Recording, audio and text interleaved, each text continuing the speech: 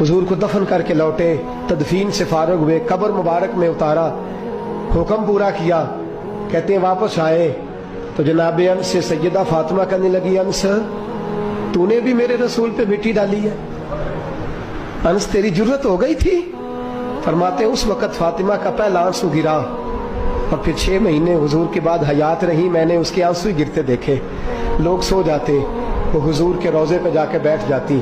कहते मैं समझाता बहलाता, लेकिन फातिमा कहती अली सबर अपनी जगह, करम अपनी जगह। और मैं तुझे क्या बताऊं, बहन भाई पहले सारे चले गए, वालदा पहले छोड़ गई, अब हुजूर अलैहिस्सलातु सलाम ने भी पर्दा डाल लिया है, मुझे चाह और जानिब कुछ दिखाई नहीं देता।